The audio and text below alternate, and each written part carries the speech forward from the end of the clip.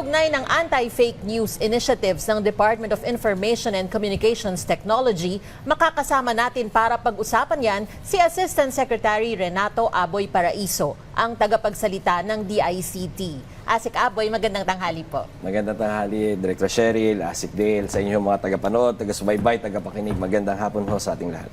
Asik, unahin na po natin ang inilunsad na Joint Anti-Fake News Action Committee. Ano po ang papel ng DICT o CICC dito po? Well, ang DICT ho, particularly ho ang CICC, ang pangunahing trabaho niyan is to detect hindi lang yung fake news, but rather more on yung mga deepfakes na tatawag natin.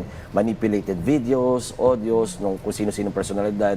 Malay nyo, baka kayo na yung next na i-manipulate na nagbebenta for fintech, especially now in the context of the upcoming elections. Marami ho kaming ine-expect na maglalabasan yan. And consequently, dahil napag-uusapan na rin natin kanina ho, in-announce na ni Chairman George Garcia ang launching ng Threat Monitoring Center ng COMELEC at CICC. This is the KKK Center together with the NBI, PNP, various civic organizations, as well as the social media platforms para bantayan yung mga fake news, mga hacking na pwede mangyari ngayong election. Asik Aboy, nabanggit mo yung nilaunch na center. Paano ba yung magiging mechanism nito? Paano niya babantayan? Pwede bang sumbong ang tao pag may nakitang ano? Two ways, tama ho, Asik Dela. Maganda yung para maipalam na rin natin sa ating mga kababayan. Una is, actively kami mag-search. Meron kami mga systems. May mga pinocure kami mga systems to actively scrub yung internet and the platforms for any signs of COMELEC rule violations at mga fake news po. Second, tama ho kayo. Pwede hong magsumbong ang mga kababayan natin dito sa Action Center na yan. Pwede yung kontakin ng COMELEC or kaya kinonvert na ho natin yung IARC natin, yung CICC Action Center natin, yung hotline 1326, pwede na rin ho kayo magsumbong dyan at diretso na ho doon sa monitoring center at ma-actionan ho kagad natin yan. Asik, pinalakas po ng DICT at Google ang pagtutulungan para labanan po ang fake news. Ano po ang mga hakbang na inyo pong ginawa kaugnay nito? Well, una-una, kailangan natin magpasalamat sa mga kaibigan natin sa Google. No? Lalong-lalo na ho yung dalawa nating kaibigan, si Ibes at si Bobby. Sa pagpa-partner up with DICT, we came up with at isa-sign natin ang isang memorandum of agreement at saka covenant with regards to a lot of things. One is yung tutulungan natin doon sa mga systems of government kasi marami sa atin gumagamit mga Google applications. And second, I think more importantly, when it comes to the platforms, kasi Google has YouTube Sila ang nagmamayari ng YouTube. So, a commitment, ito nagpapasalamat po tayo, a commitment against fake news and making the internet safe. Yun yung talagang kailangan, sabi nga ni Sec A, good vibes lang tayo sa internet. So, kailangan ito ang pinupush talaga natin yung making the internet safe for everyone, especially yung mga anak natin. I'm coming from the perspective na magulang. Mga anak ko, yung pag nag-i-internet, grabe yung oras na ginugugol nila dyan. So we have to make it safe for our children. Nabanggit mo yung partnership with Google. Kamakailan, hindi lang Google ang social media platform na available.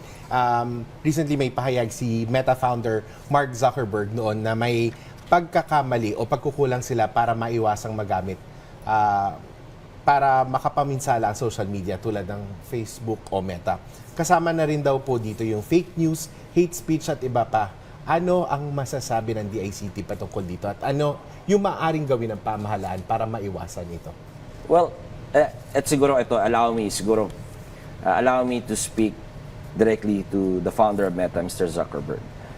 There was a recognition, sir, of the mistakes of Meta before that you weren't able to see and put guidelines in place in order to protect the internet, especially your platforms from fake news, from online harms, from hate speech. But it shouldn't end there. What Meta did afterward was take out their fact checkers, and it made a statement that it should go back to promoting freedom of expression. I'm a firm believer, Asik and Director, that we are all entitled to our own opinions. A free exchange of opinions is good for any democracy. even if we differ from our opinions, I would fight tooth and nail to fight for your right to express those opinions. But we are not entitled to our own facts, Mr. Zuckerberg. Okay. Yes, it is important to protect freedom of speech, freedom of expression, but it is equally important to fight for the freedom of information of our citizens. And those informations must be grounded on facts, not fake news. Asik, ito naman po ilang beses na ring napapag-usapan. Pero papaano po ba malalaman o ma-check yung kung legit po ang isang online site or profile po? Ay, madali ho. Kasi kami, pinopromote natin yung pakikipagtulungan natin dito sa mga social media platforms Magpa-verify ho tayo, lalong-lalo na yung mga kagaya nyo, yung mga sikat, mga ganun. Kailangan yung mga, kailangan ho verified yung mga At pinadali na ng mga social media platforms ang pag-verify ng mga accounts natin, ng mga sites ho natin. Lalong-lalo na for those who, I think it's mandated for those who are running for public office na kailangan verified yung sites ho natin.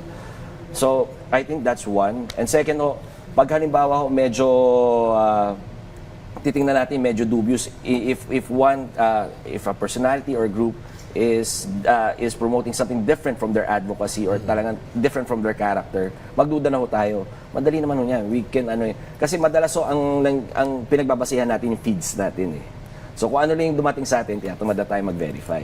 So yun lang din siguro ang pakiusap ko sa ating mga kababayan para naman bawasan natin yung mabawasan natin yung mabiktima tayo. I-verify ho natin, madali naman ho yan. Asik Aboy, ano po ba yung online safeguards at ano po yung mga ginagawang hakbang ng DICT para mapalakas naman yung protection ng online users? Ito na ho, unang araw pa lang sa trabaho ni Sec Henry Aguda is unang niyang pinuntahan Meta to discuss about making the internet safe. Kasi we have to recognize and we have to accept the fact that ito ho talaga mga social media platforms ang talagang primary platforms nung pag nag-i-internet tayo. This is where we get our information. Minsan nga, hindi na information, pag chismis, dyan na rin natin kinukuha. Diba? So we have to make it safe and a partnership with these organizations has to be in place. But on our part, we do our own, we secure certain applications and certain systems to scrub the internet from online harms. Hindi lang ho yung fake news but yung online scams, illegal gambling, yung mga hacking, dyan. So the ICT, through its procurement, ito na ho yung binabantayan ho natin. And with the shift of direction ng bago administrasyon ng DICT, mas nagiging mas mabilis at malinis yung procurement process natin. In fact, I think we're the only ones now that yung mga bids and awards sa meetings namin streamed online. So, yun ang gagawa ho natin. Asik, sa panig naman po ng CICC, maglulunsad po ng isang rapid response channel para sa pagbabantay sa online content. Can you tell us more about this? Yes, opo. Yun yung pinag-uusapan natin kanina. Meron ho tayong iArc na siguro kung sa maraming mga kababayan natin hindi nakakaalam, ito yung CICC Action Center kung saan pwede ho tayong magsumbong. Ito yung one-time hotline 1326 ho natin kung saan yung mga online scams, online fake news, yung mga this is one of the safeguards na ipopromote ho natin at kailangan ho natin palakasin. I think one of the problems with the CICC before and this particular response mechanism is yung mga kababayan natin naghihiyang magsumbong na pag na-scam sila or nabibiktima sila. So kailangan ho natin palakasin yung hotline 1326 at saka yung response center natin na unang-una meron hong ganyan. Kailangan paalam natin sa kababayan natin, mga kababayan natin na meron hong hotline na matatakbuhan kayo. At second, may gagawin ang hotline na yun. So merong response mechanism tayong ilalagay na pag nagsumbong kayo doon at nag-report kayo doon, we make sure that you have a feedback ano yung status, ano yung actions na tinik ng CICC, whether it's referred to another agency. So, kailangan nung ganun. We have to build trust again. Kasi kung wala yung trust, hindi magsusumbok sa ating mga kababayan natin, hindi magre-report. Even nga yung mga, ini-encourage nga natin, even yung mga hindi na biktima Yung tinatry lang mabiktima, i-report nyo para ma-block natin yung number na yan. Hindi na makapambiktima ng ibang tao. And we get certain data from it na kakapag-formulate tayo ng policies para pagandahin ang serbisyo ng DICT at ng CICC sa ating mga kababayan. Pero siguro, dun, Asik Aboy, yung pagdating doon sa pag-report, siguro one concern din among Filipinos is yung security. Kasi minsan, di ba, kapag ka nalamang biktima ka ng scam, minsan ikaw pa yung ibabash. Siguro, how do we protect the privacy of these people? Yeah, importante sa amin kasi CICC and NPC are in one big family, the DICT family ho. Kami nakakaya naman sa mga kapatid natin sa NPC, sa National Privacy Commission, kung kami mismo i-violate natin yung trust na ibibigay sa atin ng mga babae natin. We value yung trust, and that is what we want to build upon din na magtiwala sa atin yung ating mga kababayan, na mag-report sa atin, na may gagawin tayo, at hindi namin ipagkakanuno yung tiwalang ibinigay niyo sa amin. I think it's important that we build the trust again para magkaroon ng mas masumpu natin itong mga online scams na to at saka yung mga online harms na to.